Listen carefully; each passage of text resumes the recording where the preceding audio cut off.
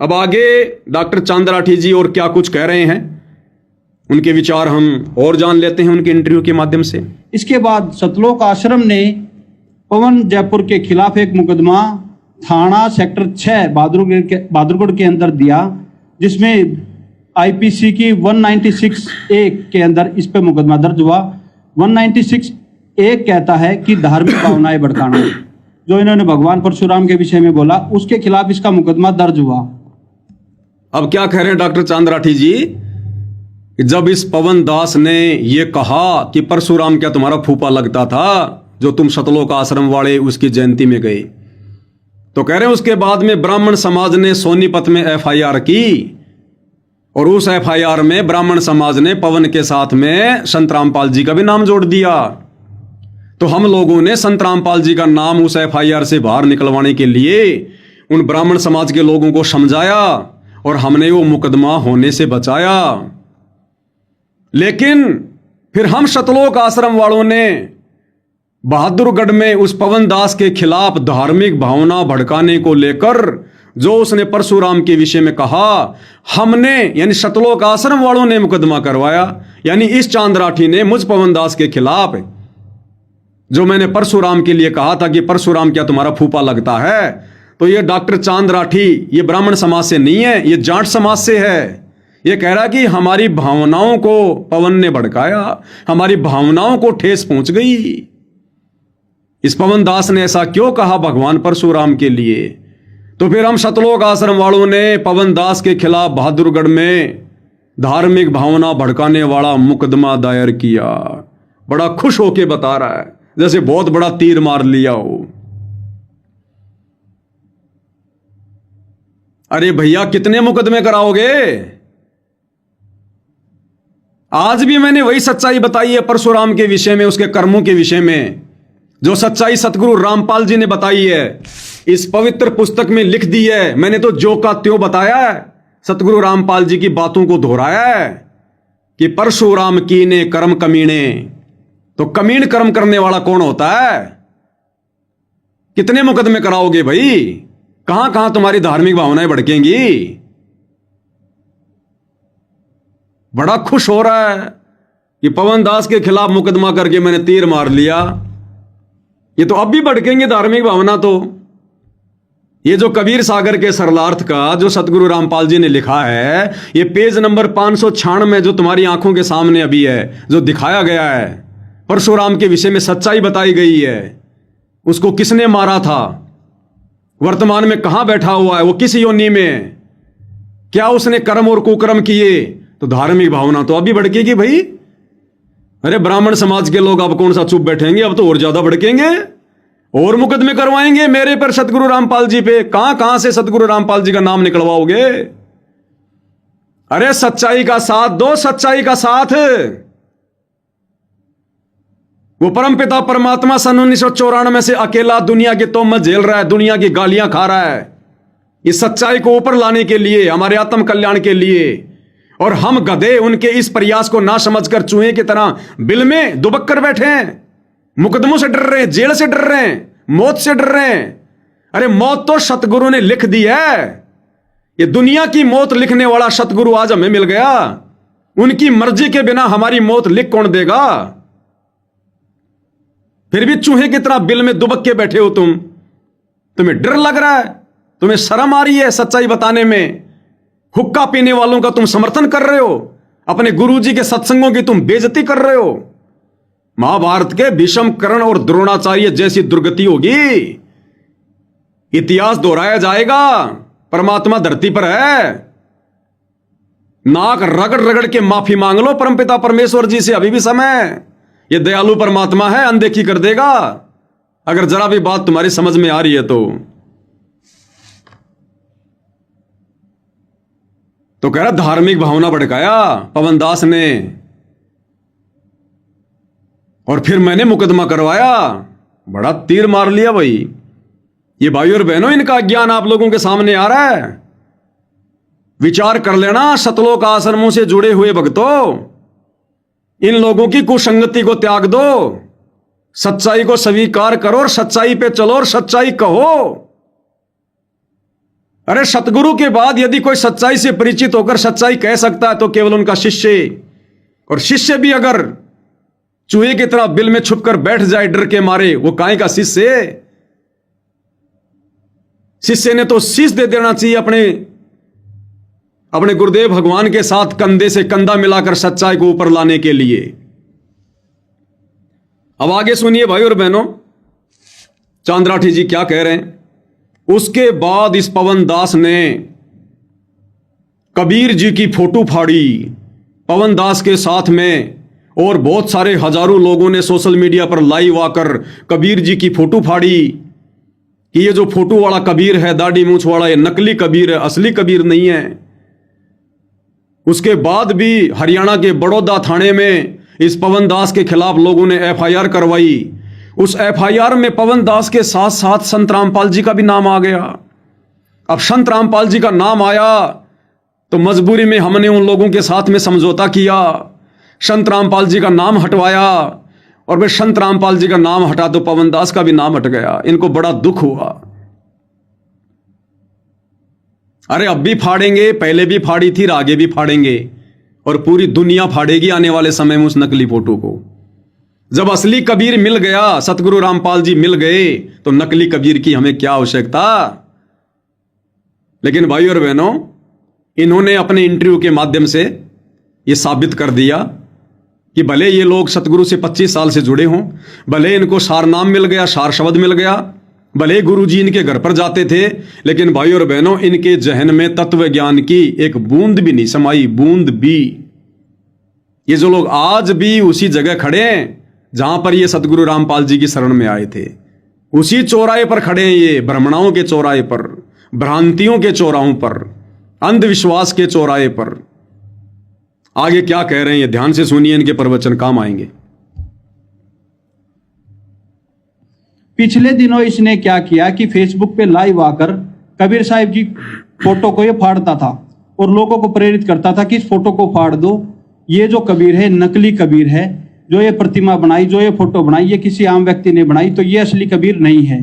तो हजारों लोगों के पास इसने मैसेज डाले। कुछ लोगों ने उस फोटो को फाड़ना शुरू कर दिया और फेसबुक लाइव पे आके, जिसके बाद रोहतक से कुछ आदमियों ने बड़ौदा थाने में एक एफआईआर दी कि जी संत रामपाल जी महाराज लोगों को उकसा रहे हैं कि मैं कबीर हूं, और जो ये नकली कबीर की फोटो लगा रखी इसको फाड़ दो, जबकि ऐसा कुछ नहीं था। संत रामपाल जी महाराज कहते कि कबीर भगवान है और सर्व सृष्टि के रचनहार हैं। इसके बाद ये मुकदमा हाई कोर्ट में गया, और हाई कोर्ट में जब हमने अपने सारे पक्ष रखे कि जी इस व्यक्ति का जो उद्देश्य है वो सिर्फ और सिर्फ हमारे मिशन को खतरा पहुंचाना है, उसको नष्ट करने के उद्देश्य से ये इस तरीके की हरकतें करता है, तो पुलिस प्रशासन को आदेश दिए गए कि इस पवन के खिलाफ एक एफआईआर दर्ज हो और संत रामपाल जी महाराज के खिलाफ कोई कार्रवाई ना करने के आदेश दिए गए।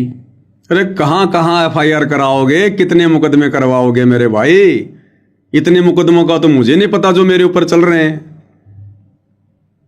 तो क्या कह रहा ये, पिछले दिनों इसने फेसबुक पर लाइव आकर अपने साथ संगति वाले भगत भाई बहनों के साथ मिलकर, और इसने कबीर साहिब जी की फोटो फाड़ी। उस फोटो को ये साहिब कह रहा है, साहिब। अभी मेरे हाथ में फोटो है नहीं दाढ़ी मूंछ वाली, मैं आपको दिखाता और उसको फाड़ के भी दिखाता अभी आपको। लाइव आने से पहले मैंने सोचा था कि वो फोटो की मैं फोटो कॉपी निकालूं, लेकिन दिमाग से निकल गई, वरना अभी फाड़ता उसको, फिर से फाड़ता उसको। कह रहा कबीर साहिब की फोटो फाड़ी, जिस कारण से रोहतक के कुछ लोगों ने नाराज होकर रोहतक के बड़ौदा थाने में संत रामपाल जी और पवन के खिलाफ एफआईआर करवाई कि संत रामपाल जी इस पवन दास के माध्यम से अपने आप को कबीर साबित करवा रहे हैं, उकसा रहे हैं कि मैं कबीर हूं, मैं कबीर हूं। तो ये कह रहा कि फिर हम लोगों ने जाकर उनको समझाया थाने में कि जी ऐसी कोई बात नहीं है, ना तो सतगुरु रामपाल जी कोई कबीर जी हैं और ना संत रामपाल जी ने यह कहा कि मैं कबीर हूं, मैं कबीर हूं, मैं कबीर हूं। संत रामपाल जी तो ये कहते हैं कि कबीर साहिब परमात्मा है। ये है इनका ज्ञान, चांद राठी जी का, सतलोक आश्रम वालों का। अरे गुरु गोविंद दो नहीं भाई, जब तक दो समझोगे दो जग में जाई। गुरु को दो मानने वाला, गुरु के अलावा किसी और को कबीर भगवान मानने वाला नरक में जाता है, दो जग में। गुरु और गोविंद दो नहीं भाई, जब तक दो समझोगे नरक में जाई, दो जग में जाई। भाई और बहनों, क्या समझा इन्होंने, क्या सीखा इन लोगों ने, क्या सत्संग सुने होंगे इन्होंने। दुनिया का पानी निकालते निकालते मर जाएंगे ये लोग ऐसे ही एक दिन, अछूते रह जाएंगे परमात्मा की सत भक्ति से और मोक्ष से, जो कर्म वर्तमान में ये कर रहे हैं। क्या आवश्यकता थी इनको ये कर्म करने की। दुनिया अपने कर्मों का भोग भोग रही है, भोगने दो। दुखी होकर अपने हवा आ पाएगी सतगुरु की शरण में, फिर सतगुरु ने देखना उनका पानी निकालना है कि उनका क्या करना है। ये अपनी भक्ति क्यों बर्बाद कर रहे हैं।